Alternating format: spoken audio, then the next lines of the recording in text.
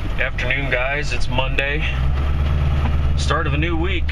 It's about 10 after 1, and I've been letting the shop warm up most of the morning. It's just a touch under 100 degrees in there, and I put some chip guard on the lower parts of that bed, so that stuff says 1 to 2 hours. Actually, I'm sorry, it says 2 to 4 hours to make sure it's good and dry. But I think at 100 degrees, I'd probably be okay at about an hour, hour and a half. And I left the heat running. It was 100 in there when I left. I like to get it up to about 120. See, the body steel was pretty warm on that truck, so I hit it with the heat gun, and I was still in the high 70s on the lower extremities of that bed. So I'm going to run some errands here real quick and BS with you guys for a few minutes. You know, not much else going on other than trying to get that done. Got on the mumble last night, so that was pretty cool. You know, I always enjoy that. I always seem to lose track of time when you're on there. So of course, 7 o'clock this morning came around and didn't really want to get up and do anything, so we didn't get to the shop until 10. But we got the heat fired up and all that, and we're good to go. So we're just trying to keep it nice and warm in there. I had my supplies in the house last night, so all that stuff's nice and warm. I'm gonna go back, go into the post office and hopefully the bank here real quick, and we'll get all that stuff done. And then we'll come back and wipe that stuff down with a tack rag and throw some sealer on that truck, and then be painting in about half an hour, or maybe less depending on that temp.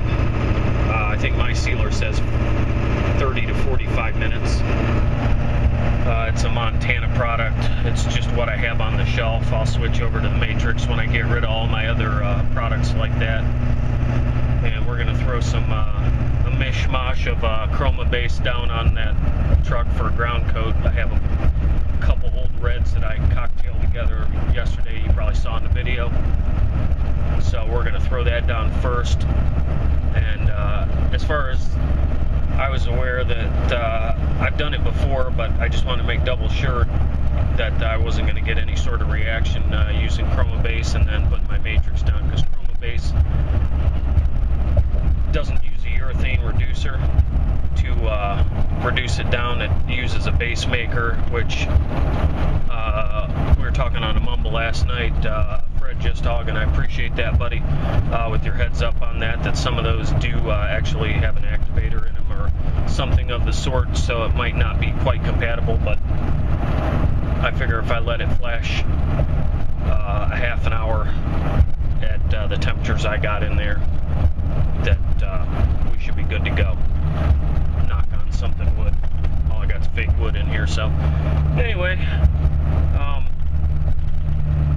we're going to get that put down, and then we'll go to the Matrix base coat, and then we're going to put some 30 clear on it, and I've got some normal hardener, and then I've got some medium, which is called slow, because they have a normal slow and a very slow. I'm going to cocktail that up a little bit, and I don't want the flash too slow, but if I'm going to keep the temperatures that high in there, I really don't want that fast activator, or don't want it kicking so fast with the shop temps the way they are. It'll probably be back down to about 80 when I spray. I'm just trying to get that floor temperature up in there. I hit it with the heat gun and it was pushing 60. I'd like to see it about 65 or 70, because that concrete will hold its heat for a while, and I don't want any flow indicators on this one if I can avoid it, but I'll take a couple of little runs in there over a bunch of orange peels, so that's that.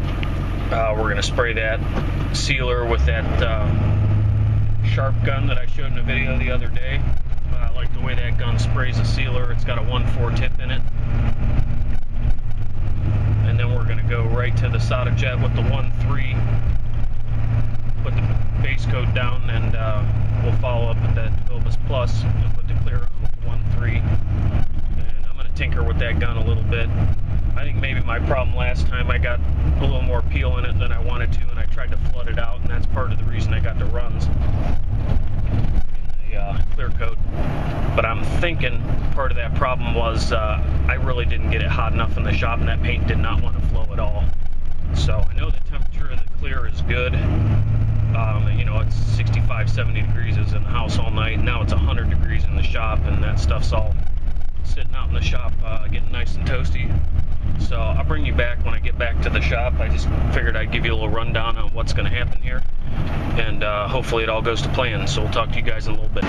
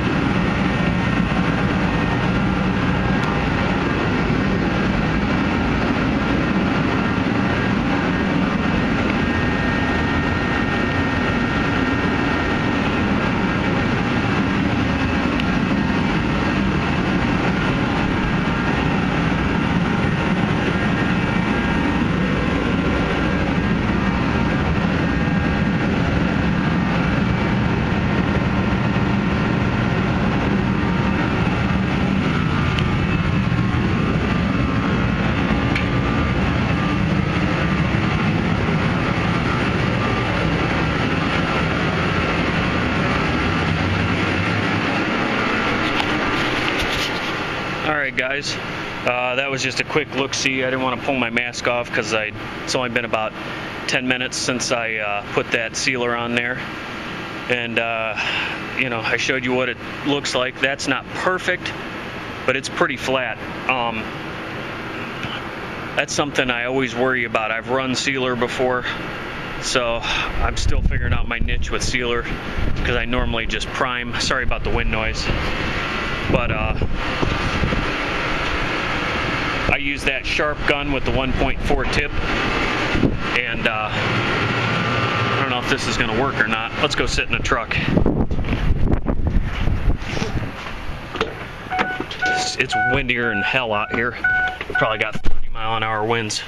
That was a sharp gun with the 1.4 tip in it, and I find myself feathering the trigger on it. It was just too much material coming out, and that was probably 26 psi, somewhere in there, and I think max on that gun's 30. It is an HVLP, but I am really liking the way it lays it down. It's got a softer fan on it than a lot of the other guns out there. Excuse me, with the exception of the Iwatas. The Iwatas have a really soft fan from what I see. I've never used one. But we got to wait about a half an hour, and I'm going to crank that heat and get it back up, you know, somewhere around 90, 95 in there. When I came back from grabbing my lunch and going to the bank, the heat, I had left two heaters running, which you saw, a 200,000 BTU and 150,000 BTU. And when I came back, it was 115 degrees in there. And the metal temperature at the bottom of that bed was still only about 75 degrees. So, that being said, the floor isn't warm. I wasn't able to borrow my neighbor's Radiant oil-fired heater, which really does an awesome job on heating the concrete, but it is what it is. I think we're going to be okay as far as temperature is concerned today. So we're going to let that go half an hour, and we'll get back and we'll throw that ground coat on her. So we'll catch you in a little bit. Oh, and also, you probably noticed my floor is soaking wet. I sweep the best I can. I blew the shop out the other day, and contrary to what's new school, I still wet the floor, but the moisture can have an ill effect on the catalyzing process, make things catalyze faster, because most activators are moisture activated, so they pull humidity out of the air. So on a super humid day, they close up really fast and can cause solvent pops and things like that. But I just have to wet the floor down. It's an old school trick. A lot of guys still do it. You probably won't see that in a anybody hosing the floor of a full downdraft paint booth, because they just don't need to do it. It holds the dirt on the floor because the downdraft pulls it down. So I just wanted to make a note of that real quick. So I'll catch you guys in a minute.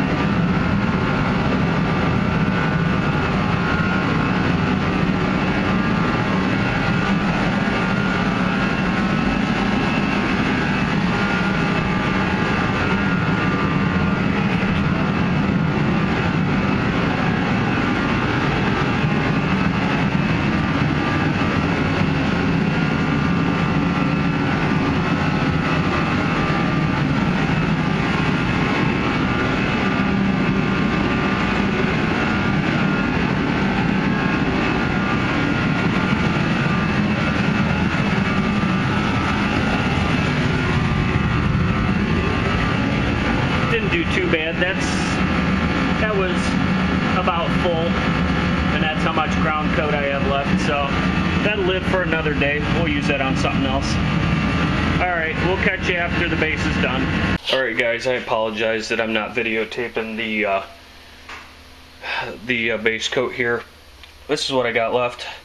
Half a quart, but it's already reduced and ready to spray. I'll put the lid back on it because we're done.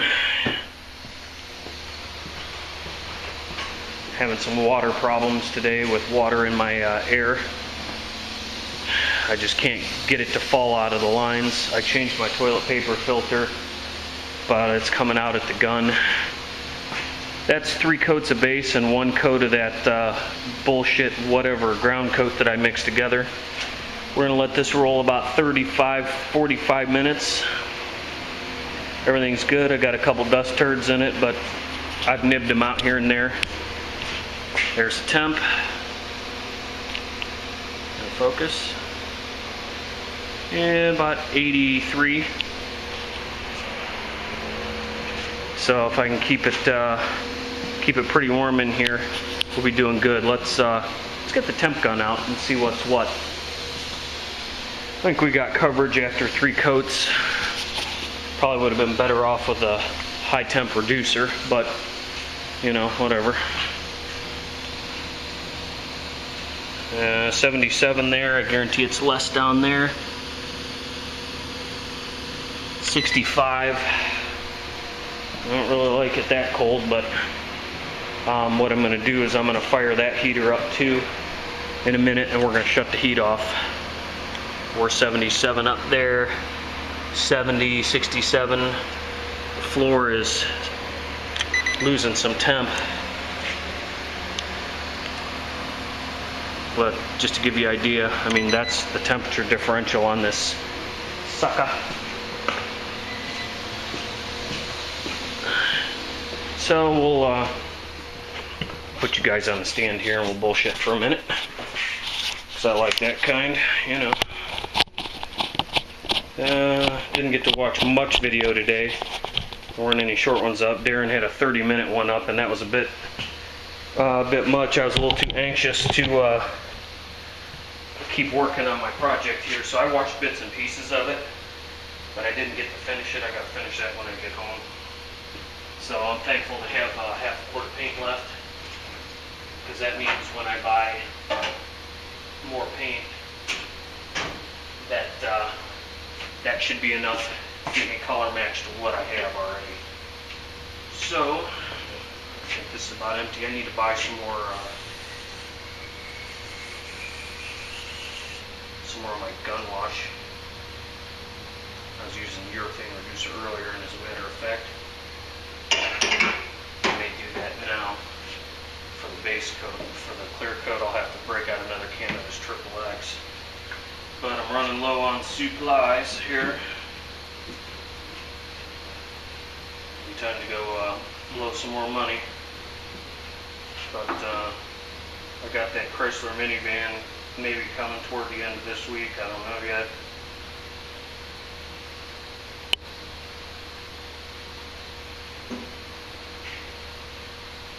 one will probably work pretty good for this, I think.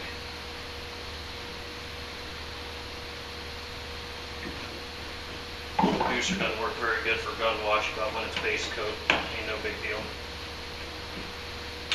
Remember back when I learned to paint single stage, that's all I used was lacquer thinner or an ammo reducer to clean a gun.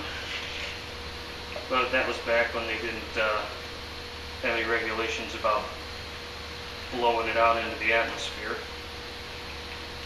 So now we got to be responsible.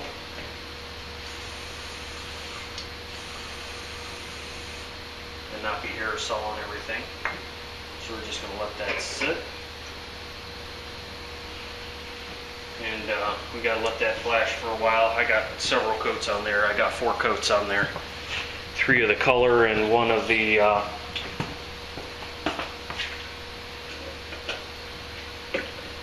one of that ground coat. So I don't know if you guys saw me use had a little bit different cup setup here. These are hard plastic cups that Sada makes. I bought those before I bought the PPS system, and I think I've shown them before. I have a whole case of those that'll work with my Sada gun because it's got a quick change fitting on it, so you can change cups real quick. And those things work pretty good, but man, that case was like 140 or 150 bucks.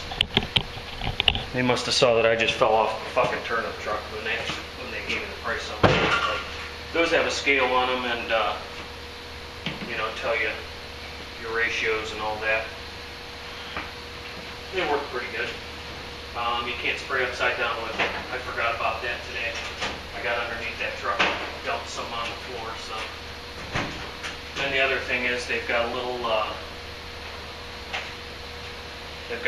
air vent in the bottom, and you have to pop it open when you spray. If you forget, it doesn't take you long before you can't spray paint, because those are made that you can put one of these little caps over them and store your paint in them, which, you know, that works okay. I've stored a little paint that way before if it's already mixed up. Makes a good ground coat that way.